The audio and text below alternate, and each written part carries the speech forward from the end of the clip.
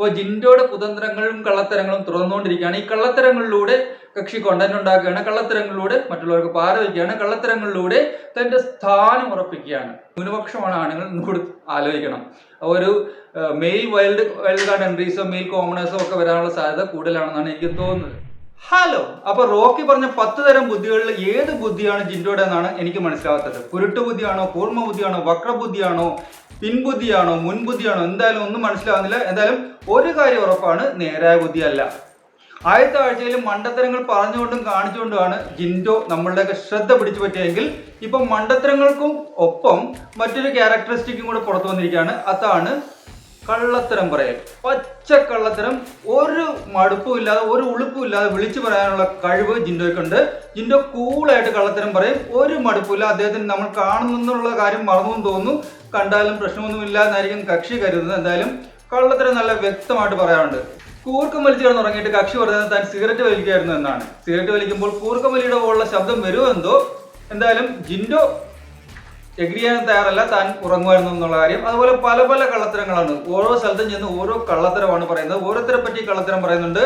കള്ളത്തരം പറഞ്ഞ് ഇടയ്ക്ക് തമ്മിലെടുപ്പിക്കാൻ നോക്കുന്നുണ്ട്, കള്ളത്തരം പറഞ്ഞ് പ്രശ്നങ്ങൾ ഉണ്ടാക്കാൻ നോക്കുന്നുണ്ട്. അത് പിടിക്കപ്പെടുമ്പോൾ ഇപ്പൊ നോറ പറഞ്ഞു വന്ന ഒരു കാര്യത്തെ പറ്റി ദുർഗയോടല്ല യമുനയോട് ചെന്ന് പറഞ്ഞു.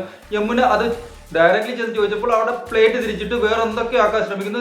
എന്തോ ജിൻഡോയുടെ കളിയോട് എനിക്ക് അത്ര താല്പര്യം തോന്നുന്നില്ല. ഇത്രയും കള്ളത്തരം പറഞ്ഞ ആൾക്കാർ എങ്ങനെയാണ് ഗെയിമിൽ പിടിച്ചു നിൽക്കുന്നത് അല്ലെങ്കിൽ ഗെയിമിൽ മുന്നോട്ട് പോകുന്നത് എന്നാണ് എനിക്ക് മനസ്സിലാവാത്തത്. ഇത്രയും കള്ളത്തരം പറഞ്ഞ് അയാൾ എന്താണ് നേടാൻ ഉദ്ദേശിക്കുന്നത്, എന്താണ് അയാൾക്കുണ്ടാകുന്ന നേട്ടം?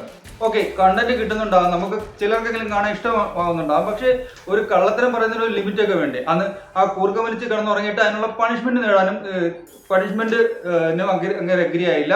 രശ്മിൻ പറഞ്ഞു ഇതിന് പണിഷ്മെന്റ് കൊടുക്കണം, അതിനും മറ്റു പ്രശ്നങ്ങൾ കൂടെ ചേർത്താണ് പണിഷ്മെന്റ് കൊടുക്കണമെന്ന് രശ്മിൻ തന്നെ പറഞ്ഞത്. പവർ ടീമിലെ അംഗമായിട്ടുള്ള രശ്മിൻ പറഞ്ഞ കക്ഷി പറഞ്ഞ് പണിഷ്മെന്റ് ഒന്നും ഞാൻ വാങ്ങില്ല. അതിന് പറഞ്ഞ റീസൺ ആണ് രസം. കക്ഷി പറയുന്നത് ഉറങ്ങുന്നതിന് പണിഷ്മെന്റ് കൊടുക്കണമെന്ന് റൂൾ ബുക്കിൽ എഴുതിയിട്ടിരുന്നു. അഥവാ ഉറങ്ങുന്നതിന് പണിഷ്മെന്റ് കൊടുക്കണമെന്ന് റൂൾ ബുക്കിൽ ഇല്ലെങ്കിൽ ഉറങ്ങുമ്പോൾ പട്ടി വരയ്ക്കുന്നത് എന്തിനാണ്? ഉറങ്ങുമ്പോൾ നമ്മുടെ ലക്ഷറി ബജറ്റിൽ നിന്ന് കുറയുന്നത് എന്തിനാണ്?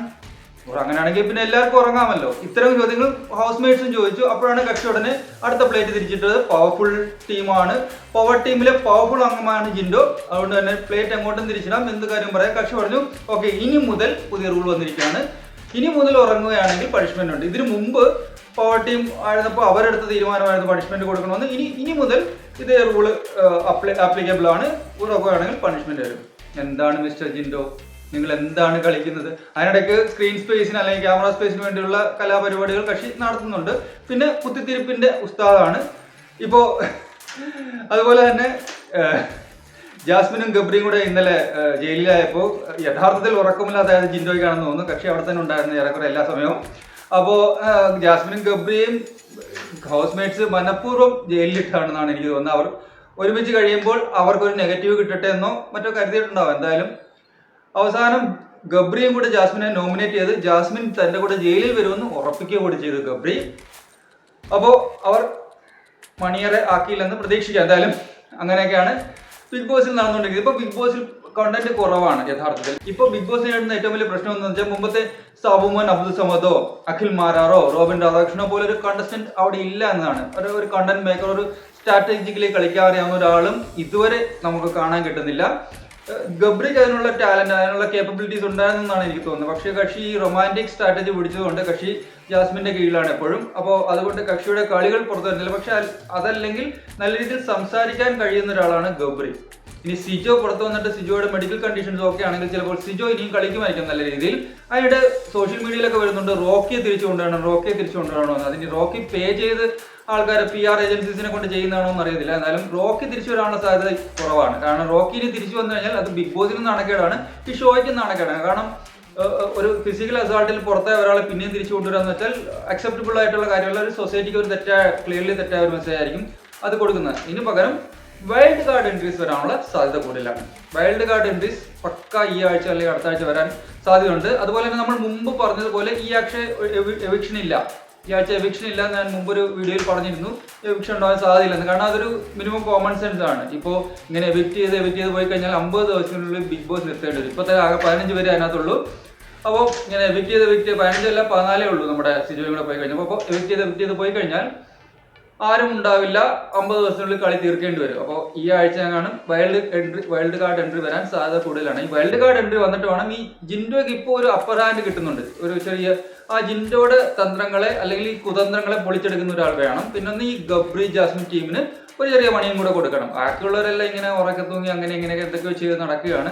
ബിഗ് ബോസ് ഹൗസിൽ പ്രത്യേകിച്ച് ചലനങ്ങളൊന്നും ആരും ഉണ്ടാക്കുന്നില്ല. പിന്നെ അർജുനാണെങ്കിലും, അർജുനൊക്കെ നല്ല കേപ്പബിൾ ആയിട്ടുള്ള വ്യക്തിയായിട്ടാണ് എനിക്ക് ആദ്യം തോന്നിയത്. പക്ഷെ ഇപ്പോൾ അർജുനാണെങ്കിലും ഋഷി ആണെങ്കിലും എല്ലാവരും ഇങ്ങനെ തൂങ്ങി നിൽക്കുകയാണ്. അപ്പോൾ മറ്റൊരു കാര്യം എന്ന് വെച്ചാൽ ഇപ്പോൾ അവിടെ 4 ആണുങ്ങളെ ഉള്ളൂ. സിജോ തിരിച്ചു വന്നാൽ 5 ആണുങ്ങളുണ്ട്. ഇപ്പോൾ ന്യൂനപക്ഷമാണ് ആണുങ്ങൾ കൂടി ആലോചിക്കണം. ഒരു മെയിൽ വൈൽഡ് കാർഡ് എൻട്രീസോ മെയിൽ കോമണേഴ്സോ ഒക്കെ വരാനുള്ള സാധ്യത കൂടുതലാണെന്നാണ് എനിക്ക് തോന്നുന്നത്. അപ്പോൾ ജിൻഡോയുടെ കുതന്ത്രങ്ങളും കള്ളത്തരങ്ങളും തുറന്നുകൊണ്ടിരിക്കുകയാണ്. ഈ കള്ളത്തരങ്ങളിലൂടെ കക്ഷി കോണ്ടന്റ് ഉണ്ടാക്കുകയാണ്, കള്ളത്തരങ്ങളിലൂടെ മറ്റുള്ളവർക്ക് പാര വയ്ക്കുകയാണ്, കള്ളത്തരങ്ങളിലൂടെ തന്റെ സ്ഥാനം ഉറപ്പിക്കുകയാണ്. അതാണ് ജിൻഡപ്പൻ അഥവാ ജിൻഡോയുടെ കുതന്ത്രങ്ങൾ ബിഗ് ബോസ് ഹൗസിൽ തുടർന്നുകൊണ്ടേയിരിക്കുന്നു. ജിൻഡപ്പന്റെ മസിലിനൊപ്പം ജിൻഡപ്പന്റെ കള്ളത്തരങ്ങളും ബിഗ് ബോസ് ഹൗസിൽ ഫേമസ് ആയിരിക്കുകയാണ്. നമുക്കിടയിലും ജിൻഡപ്പന്റെ മസിലും ജിൻഡപ്പന്റെ കള്ളത്തരങ്ങളും കൃത്യമായിട്ട് നമുക്കും മനസ്സിലാകുന്നുണ്ട്. ജിൻഡപ്പൻ ഇനി എന്ന് നേരെയാവാനാണോ എന്തോ. Thank you.